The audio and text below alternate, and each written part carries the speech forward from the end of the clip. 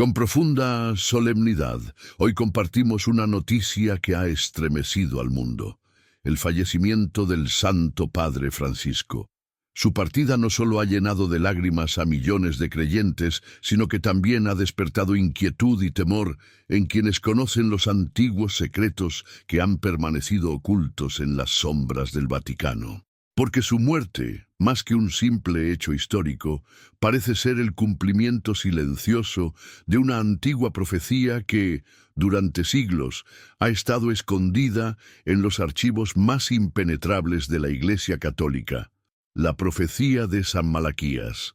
Y antes de sumergirnos en esta historia profética que ha cruzado siglos de misterio, te invito a dejar tu huella en este vídeo. Si tú también crees que la fe verdadera es más fuerte que el miedo, escribe en los comentarios: Dios mío, fortalece nuestra fe. Deja tu like para que este mensaje llegue a más corazones y suscríbete al canal para no perder las próximas revelaciones sobre los secretos ocultos de la historia. Hace aproximadamente 900 años, cuando las calles empedradas de Roma aún resonaban con los pasos de peregrinos y soldados, un humilde monje irlandés llamado Malaquías fue arrebatado por una visión sobrenatural. No fue un simple sueño pasajero, ni una alucinación sin sentido, sino una revelación profunda que le permitió contemplar el futuro de la Iglesia con una claridad aterradora. En un estado de éxtasis espiritual, Malaquías presenció el desfile ininterrumpido de pontífices que uno tras otro liderarían la Iglesia Católica a través de los siglos, hasta llegar a un tiempo de oscuridad y juicio. El monje, movido por la urgencia de registrar su visión, plasmó sus revelaciones en una serie de 112 frases escritas en latín, cada una acompañada por símbolos misteriosos y advertencias dirigidas a los futuros líderes de la Iglesia. Estas frases, a veces enigmáticas y otras poéticas, describían con asombrosa precisión detalles sobre el escudo papal, la tierra natal, el carácter e incluso el destino de cada pontífice. Y así lo hizo hasta llegar al último de ellos, el número 112, Pedro el Romano. Según Malaquías, después de este papa, no habría más líderes terrenales, solo quedaría el juicio final y el fin de los tiempos. Hoy el nombre del último pontífice ha sido revelado, y con él se ha cumplido lo que por siglos fue considerado un misterio. El Papa Francisco fue el sucesor número 112 desde Celestino II, tal como Malaquías lo había predicho. Con su muerte, se rompe el último eslabón de una cadena profética que se extendió a lo largo de 9 siglos de historia eclesiástica. Durante generaciones, los primeros 111 lemas fueron breves, simbólicos y llenos de referencias que los estudiosos han interpretado con fascinación y respeto. Cada uno describía aspectos específicos del papado correspondiente. Pero cuando Malaquías llegó al último papa, el tono cambió radicalmente. Ya no era una simple frase poética. Era una advertencia extensa y aterradora, un presagio sombrío que decía: durante la última persecución de la Santa Iglesia Romana, se sentará Pedro el Romano, quien pastoreará a su rebaño en medio de muchas tribulaciones. Tras esto, la ciudad de las 7 colinas será destruida y el juez supremo juzgará a su pueblo. Estas palabras nos dejan 3 pistas clave sobre el último papa.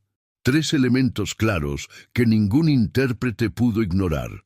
Sería el Papa número 112, llevaría el nombre de Pedro, y su origen estaría vinculado a Roma. Además, su tiempo estaría marcado por dificultades, crisis y profundas tribulaciones.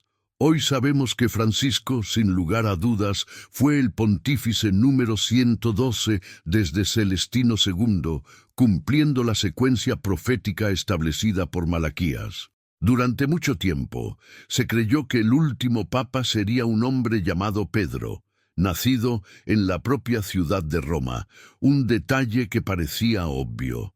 Sin embargo, como sucede con muchas revelaciones antiguas, los nombres y símbolos no siempre deben interpretarse literalmente.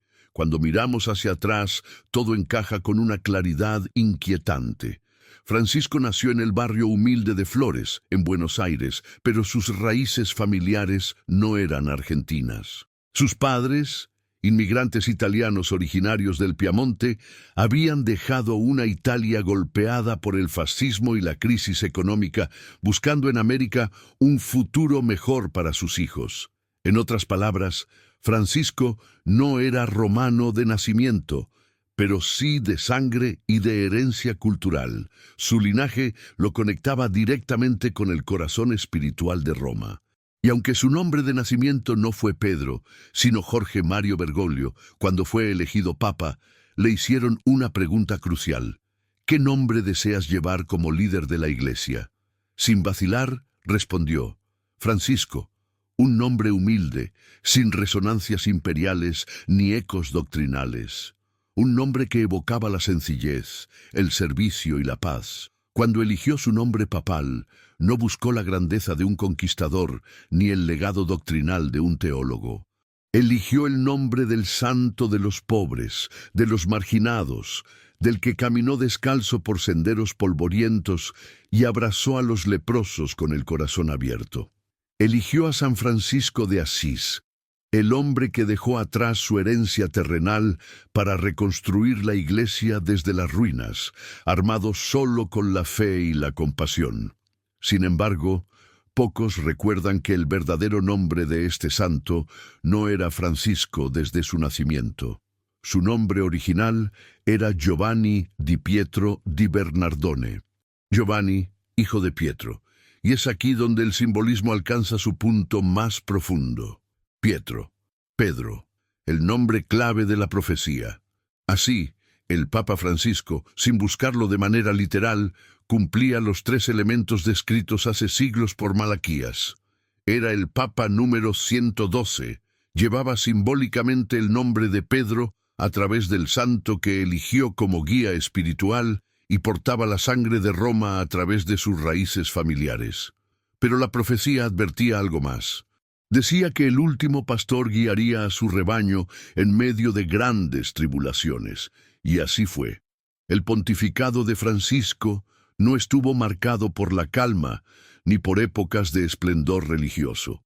Fue, desde el principio, un tiempo de tormentas y desafíos que pondrían a prueba no solo su liderazgo, sino la fe de millones. La historia de sus luchas no comenzó en el trono papal, sino mucho antes, cuando aún era un joven estudiante en Buenos Aires. Fue entonces cuando, de repente, su salud comenzó a desmoronarse. Un dolor agudo en su costado, seguido por fiebre constante, lo llevó al hospital. Allí, entre paredes frías y miradas preocupadas de médicos, recibió un diagnóstico que cambiaría su vida para siempre: una grave infección pulmonar, tan avanzada que había formado quistes peligrosos que amenazaban su supervivencia. La única opción para salvarlo fue una operación de riesgo. Los médicos tuvieron que extirpar parte de su pulmón derecho. La cirugía fue compleja y el postoperatorio devastador. Pasó días enteros sin poder levantarse, rodeado de tubos, suspiros silenciosos y batas blancas que iban y venían como fantasmas en la noche. Fue allí, en esa habitación helada y silenciosa, donde por primera vez se enfrentó cara a cara con la fragilidad de la existencia humana. Comprendió que su fuerza tenía límites, que su cuerpo podía fallar y que la muerte no siempre da avisos previos. Pero en lugar de hundirse en el miedo, encontró claridad. Mientras otros rezaban por su recuperación, él pidió algo diferente. No rogó por el fin del dolor, sino que buscó comprender el propósito de su sufrimiento. Quería que aquel dolor tuviera sentido, que no fuera en vano. Aquella experiencia marcó un antes y un después en su vida. Desde entonces, cada respiración fue para él un regalo. Y si seguía vivo, era porque aún quedaba algo pendiente por cumplir, una misión que debía descubrir. Pocos meses después de su recuperación, con su cuerpo aún débil y su respiración limitada, tomó una decisión que cambiaría el curso de su historia. Entregó su vida a Dios y comenzó su camino dentro de la compañía de Jesús, donde la disciplina y el servicio se convertirían en sus pilares. Pero incluso después de llegar al papado, la adversidad no lo abandonó. Desde el primer día de su pontificado, Francisco enfrentó olas de críticas que cuestionaban su idoneidad. Por primera vez en la historia moderna, un papa no era europeo y además pertenecía a la orden jesuita, una combinación que despertó tanto admiración como recelo. Su liderazgo comenzó en medio de una iglesia herida, marcada por cicatrices profundas. Los escándalos de abuso ocultos durante décadas explotaron públicamente en todos los continentes. Las víctimas, que durante años habían sido silenciadas, finalmente alzaron sus voces. La vergüenza de la Iglesia se hizo visible ante el mundo y el clamor por justicia ya no podía ser ignorado. Francisco jamás ocultó la gravedad de la crisis que azotaba a la Iglesia. No buscó minimizarla ni esconderla tras discursos vacíos. Al contrario, enfrentó el dolor con transparencia y humanidad. Se arrodilló públicamente, pidió perdón con palabras y con lágrimas, y escuchó el sufrimiento de las víctimas con el corazón abierto. No se limitó a pedir disculpas. Inició un proceso profundo de reforma que buscaba arrancar de raíz siglos de impunidad y silencios cómplices. Pero este camino no fue sencillo.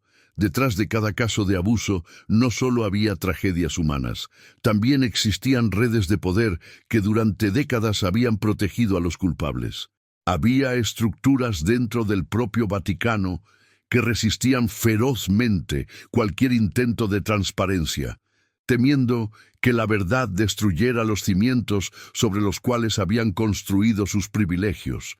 Y a esta herida dolorosa se sumó otra igual de peligrosa: la polarización interna. Las grietas dentro de la Iglesia se hicieron visibles como nunca antes. Las tensiones entre los sectores progresistas y conservadores se profundizaron, creando divisiones entre cardenales y altos funcionarios. La desconfianza comenzó a infiltrarse en los pasillos del Vaticano, haciendo que incluso las decisiones más simples se vieran envueltas en sospechas y disputas ideológicas.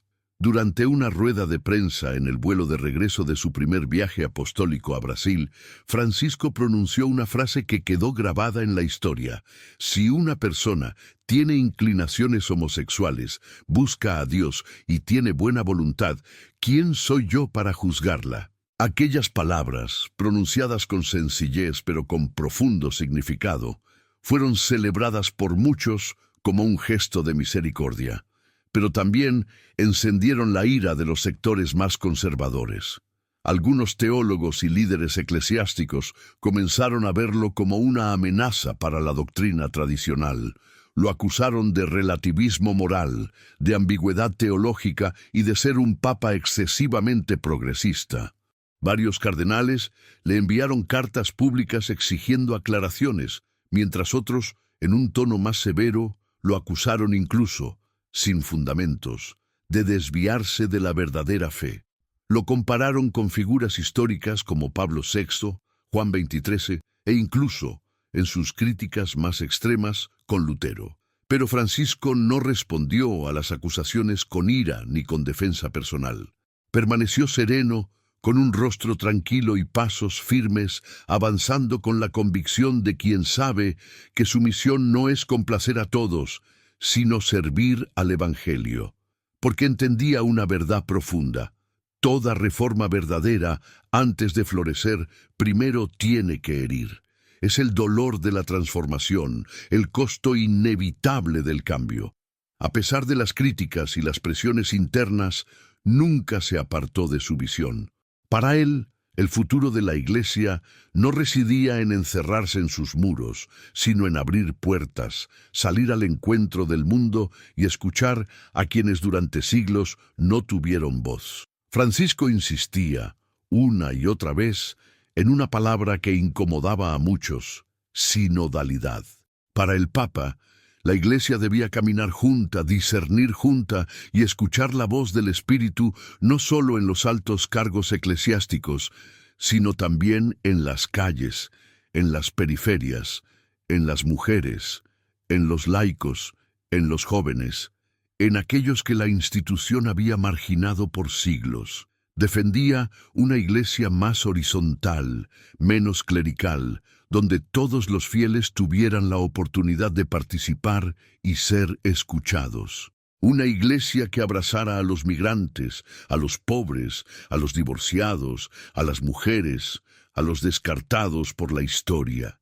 No como una estrategia política, ni como una táctica para ganar popularidad, sino como una verdadera conversión del corazón. Sin embargo, sus acciones no pasaban desapercibidas. Cada gesto suyo, cada palabra pronunciada, era analizada, amplificada y a menudo malinterpretada en las redes sociales, donde las posturas extremas buscaban alimentar el conflicto. Pero los desafíos no solo venían del interior de la Iglesia. Su pontificado coincidió con una de las épocas más caóticas del mundo contemporáneo. Conflictos armados como la guerra en Ucrania, persecuciones a cristianos en Oriente Medio, el agravamiento de la crisis climática, inestabilidades económicas globales y una cultura cada vez más distante, cuando no hostil, a la fe cristiana. Y como si todo esto no bastara, en 2020 el mundo entero se vio paralizado por la llegada de una pandemia inesperada. El COVID-19 cerró templos, suspendió peregrinaciones y congeló la vida pública de millones de personas. Las plazas del Vaticano quedaron vacías y por primera vez en la historia moderna, el Papa celebró liturgias frente a un mundo ausente, transmitidas por pantallas que reemplazaron las multitudes. Francisco, en uno de los momentos más simbólicos y conmovedores de su vida, se encontró completamente solo en una plaza de San Pedro vacía, bajo una lluvia persistente, frente al Santísimo Sacramento expuesto en el altar. Aquella imagen silenciosa, transmitida a todo el mundo, fue como un espejo del alma humana en su hora más oscura. No era solo el Vaticano lo que estaba desierto, era el reflejo de un mundo que, paralizado por el miedo, parecía haber perdido la esperanza. Esa noche, cuando muchos pensaban que incluso Dios había guardado silencio ante tanto sufrimiento, el Papa alzó su voz con serenidad y firmeza. No estamos solos. Fue una declaración sencilla pero poderosa, pronunciada en el momento de mayor desamparo colectivo del siglo XXI. Cuando la humanidad entera buscaba respuestas, Francisco eligió permanecer de pie, sosteniendo la fe de millones que, desde sus hogares, sentían que la distancia física no podía romper la comunión espiritual. Este no fue el único gesto audaz de su pontificado. En una de sus misiones más valientes, Francisco viajó a Irak, una tierra marcada por décadas de guerra, violencia sectaria y extremismo religioso. Ningún pontífice había pisado ese país antes que él. Allí, entre ruinas y cicatrices, se reunió con líderes cristianos y musulmanes, llevando un mensaje que desafiaba la lógica del miedo. La convivencia pacífica es más fuerte que el odio. Extendió la mano a líderes musulmanes, judíos y ortodoxos, buscando construir puentes donde durante siglos solo existieron muros. En una reunión histórica se encontró con el gran imán de Al-Azhar, la máxima autoridad del Islam sunita, en un gesto que rompió siglos de desconfianza entre el cristianismo y el Islam. Juntos firmaron un documento sin precedentes sobre la fraternidad humana, proclamando el respeto, la paz y la justicia como valores superiores a cualquier frontera religiosa o ideológica. También tendió la mano a los líderes judíos, reafirmando las raíces comunes que unen a cristianos y judíos y renovando el compromiso con la memoria del Holocausto.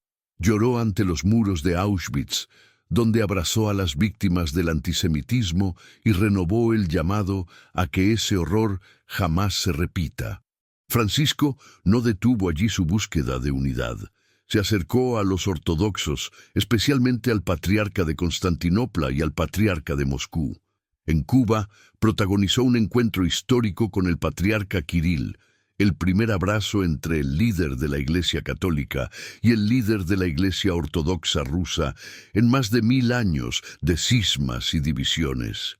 Aquel gesto fue un símbolo poderoso de reconciliación, un paso valiente hacia la unidad cristiana que generaciones anteriores solo habían soñado. El pontificado de Francisco estuvo lejos de ser un camino fácil o adornado con aplausos. Desde el primer día, él supo que el siglo XXI traería desafíos tan complejos como los del pasado. Sin embargo, eligió guiar a su rebaño con valentía.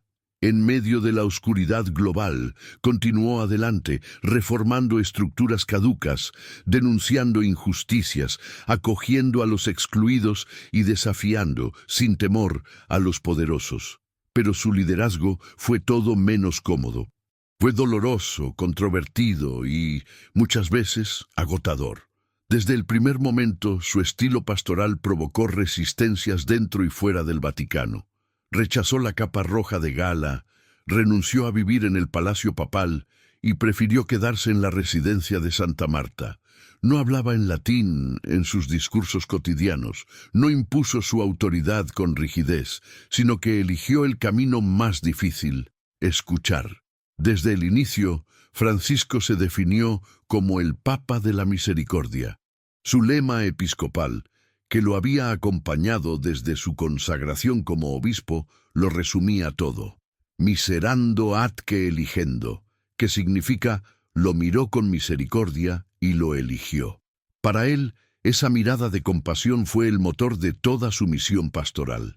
No vino a buscar gloria ni reconocimiento, sino a extender la misericordia de Dios a los rincones más olvidados del mundo.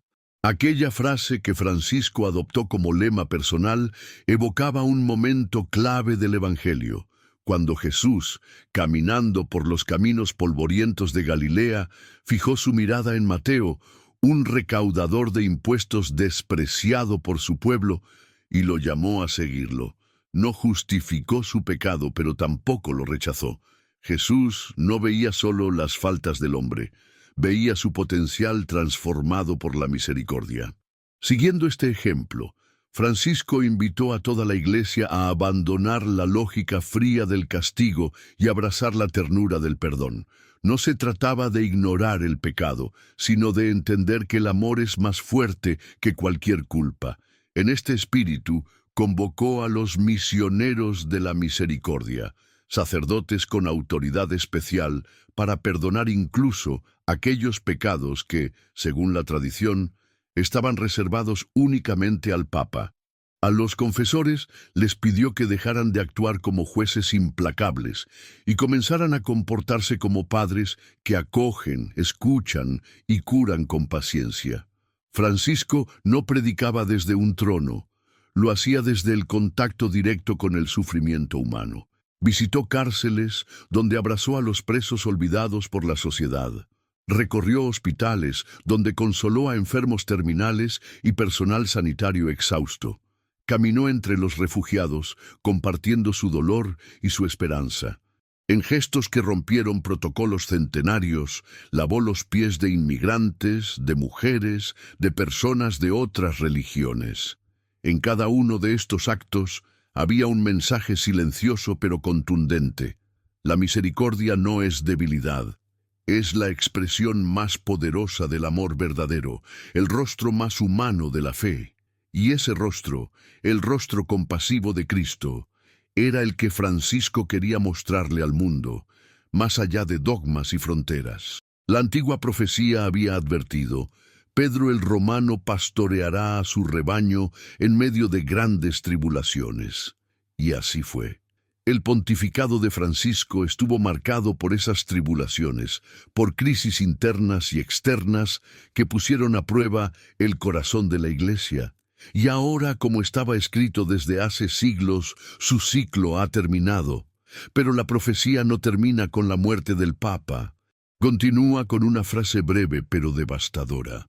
Y cuando estas cosas hayan terminado, la ciudad de las 7 colinas será destruida y el juez terrible juzgará a su pueblo. Esa línea no es solo el cierre de una lista de pontífices. Es el anuncio del fin de una era completa. La ciudad de las 7 colinas no es un símbolo ambiguo. En el capítulo 17 del Apocalipsis también se habla de una ciudad edificada sobre 7 montes, donde está sentada una mujer de gran poder. Y esa ciudad no es otra que Roma, la misma Roma que Malaquías mencionó como el epicentro del juicio venidero. Según la profecía, tras el último pontificado, Roma no quedaría indemne. Pero su destrucción no necesariamente vendría por fuego o guerras. Podría ser una destrucción más silenciosa, más profunda, una crisis espiritual, una purificación interna, un colapso moral antes que material. La profecía no anuncia ruinas físicas ni catástrofes apocalípticas, sino un juicio. Un juicio que no recaerá solo sobre los malvados, sino sobre todo el pueblo, incluidos los creyentes. El terrible juez no hará distinción entre poderosos y humildes. Será un llamado a rendir cuentas, una confrontación final entre la fe auténtica y la hipocresía. La profecía de San Malaquías no es simplemente una historia sobre el fin del mundo. Es un mensaje atemporal sobre la fragilidad humana ante el plan divino. Muchos durante siglos la consideraron una leyenda sin fundamento, pero la precisión con la que se ha cumplido hasta hoy ha dejado perplejos incluso a los más escépticos. El primero en cumplirla fue Celestino II, en el año 1143. Malaquías lo describió como ex castro Tiberis, es decir, del castillo del Tíber. Y efectivamente, su nombre real era Guido di Castello, nacido en las cercanías del río Tíber y cardenal de una iglesia ubicada junto al histórico castillo Sant'Angelo, al borde del río que atraviesa Roma. No era una interpretación poética ni un juego de símbolos. Era una referencia geográfica exacta, precisa, literal. Siglos después de que Malaquías escribiera sus profecías, los acontecimientos modernos continuaron confirmando, una y otra vez, la precisión inquietante de sus palabras. En 1978 fue elegido Juan Pablo I, un pontífice que la profecía describía como de medietate lunae, es decir, de la mitad de la luna. El dato no es menor. Su elección coincidió con una luna en cuarto creciente, y su pontificado duró apenas 33 días, terminando durante otra fase de media luna. Su mandato fue breve, enigmático y rodeado de preguntas que, incluso hoy, alimentan teorías y debates sobre las verdaderas causas de su repentina muerte. Una media luna, tal como había anticipado la profecía. Su sucesor, Juan Pablo II, fue descrito como de labore solis, que puede traducirse como del trabajo del sol o del eclipse solar. Karol Wojtyła nació el 18 de mayo de 1920, día de un eclipse solar parcial sobre Europa, y en una extraña coincidencia, su muerte ocurrió el 2 de abril de 2005, durante el periodo de otro eclipse solar. Su vida entera fue, como el Sol, un astro en constante movimiento. Viajó más que cualquier otro papa en la historia, llevando su mensaje de fe, esperanza y unidad a los rincones más lejanos del planeta. Fue, sin duda, una luz que iluminó el mundo hasta su último aliento. Y no termina ahí. Benedicto XVI fue anunciado como Gloria Olivae, la gloria del olivo. Algunos intérpretes relacionaron este lema con la orden benedictina, conocida simbólicamente por la rama de olivo que representa la paz espiritual. Otros vieron en su carácter sereno, su profundo perfil teológico y su deseo de reconciliación, la encarnación viviente de este símbolo. Incluso su nombre papal, Benedicto, parecía un guiño consciente a la profecía, como si quisiera confirmar que su elección no era casual. Estos ejemplos no son casos aislados ni interpretaciones forzadas. Uno tras otro, los lemas proféticos de Malaquías parecían alinearse con precisión desconcertante con los detalles históricos, biográficos y espirituales de cada pontífice. Lo que muchos creyeron por siglos que era solo una lista poética, terminó revelándose como un archivo profético que recorría la historia como un hilo invisible, y luego llegó el último nombre, el Papa Francisco, quien, según muchos estudiosos, sería el último guardián de la Iglesia antes de la llegada del juicio final. Su muerte no solo cerró un capítulo milenario, sino que dejó abierta una grieta, una sombra de incertidumbre que se extiende ahora por todo el mundo. Porque si Francisco fue verdaderamente el último papa anunciado en la profecía, entonces lo que viene después no es simplemente la elección de un sucesor, es el inicio de una transición hacia lo desconocido. La pregunta que inquieta a creyentes y estudiosos es simple pero profunda. ¿Qué sigue ahora? ¿Habrá un nuevo papa legítimo, continuador de la fe y la tradición? ¿O el trono de Pedro será ocupado por alguien que no ha sido enviado por Dios, sino que llegará para engañar y dividir?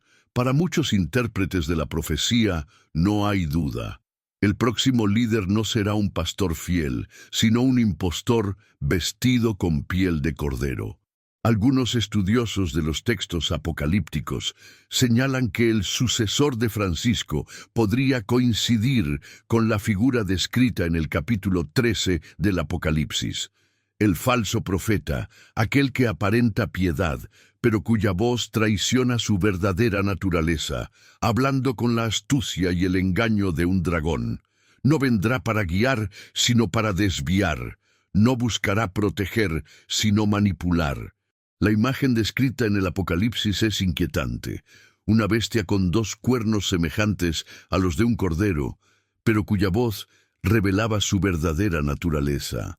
Hablaba como un dragón. Las preguntas que esto despierta no pueden seguir siendo ignoradas. Si Francisco fue, como muchos creen, el último pastor anunciado, ¿quién ocupará ahora su lugar?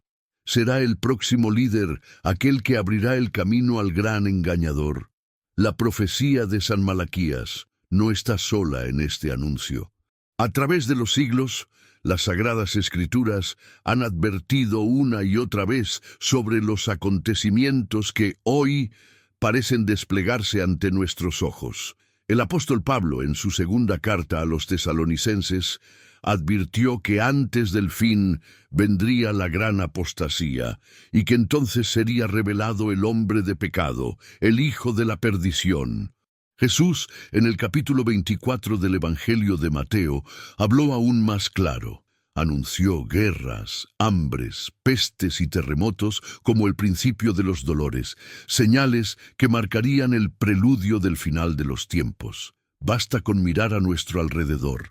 Pandemias globales, desastres naturales, naciones al borde de conflictos irreversibles y una decadencia moral y espiritual que se extiende como una plaga silenciosa. Todo esto no es casualidad. Es una secuencia profética que se acelera. Durante años, estos pasajes parecían advertencias lejanas, como ecos de un futuro incierto. Pero hoy, tras la muerte de Francisco, esas palabras resuenan cercanas, como si estuvieran tocando la puerta de nuestra generación. Todo estaba escrito. La fe será traicionada y el hombre de pecado se manifestará. Un falso líder surgirá, disfrazado de mensajero de Dios, pero cuyo propósito no será guiar al pueblo, sino desviarlo. Y sin embargo, incluso en medio de tanta oscuridad, aún hay esperanza. La muerte de Francisco puede señalar el fin de una era, pero no el fin de la fe, porque la verdadera fe no muere con los hombres. La fe auténtica atraviesa los siglos, resiste las tormentas y se fortalece precisamente en los momentos de prueba. Hoy más que nunca, estas palabras no son un llamado al miedo, sino a la vigilancia espiritual. Es hora de despertar del letargo, de volver el corazón a Dios con sinceridad y urgencia. No sabemos lo que traerá el mañana, pero sí sabemos quién tiene el control del futuro. Velad, porque no sabéis el día ni la hora. Francisco no dejó como legado palacios ni monumentos de piedra. Dejó algo mucho más difícil de construir y aún más imposible de destruir, un testimonio vivo. Fue el Papa que rompió los protocolos y abrió las puertas, el que descendió desde el balcón papal para caminar al nivel del pueblo, el que no buscó imponer, sino escuchar, el que eligió la coherencia por encima de los aplausos y la verdad sobre el cálculo político. Su verdadero legado fue devolver al mundo la imagen más auténtica del cristianismo. Lo repitió incansablemente. El rostro de Dios se encuentra en el que sufre, en el que llora, en el que espera. Francisco no reformó la Iglesia solo a través de documentos o decretos, sino a través de una cultura del encuentro, de la cercanía humana. Defendió la misericordia como el núcleo de la fe cristiana. Vivió el diálogo sincero, predicó la verdad y realizó la tarea más difícil de todas. Lo hizo con humildad. En una sociedad que castiga los errores, él habló de segundas oportunidades.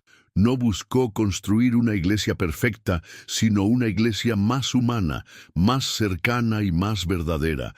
Y gracias a él, la iglesia se atrevió a volver a su esencia, a Jesús. Una cosa es clara: el Papa Francisco ha partido. Su misión en la tierra ha llegado a su fin. Y ahora, tras años de tribulación, valentía y entrega, ha ascendido al encuentro con Dios.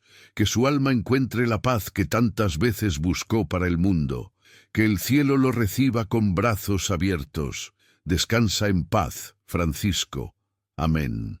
Y ahora te pregunto a ti, ¿qué huella dejarás tú en este mundo? Si este mensaje tocó tu corazón, escribe en los comentarios: Señor, quiero ser instrumento de tu paz. Deja tu like y suscríbete para seguir descubriendo las historias que nos recuerdan que incluso en medio de la oscuridad, la luz de la fe sigue brillando.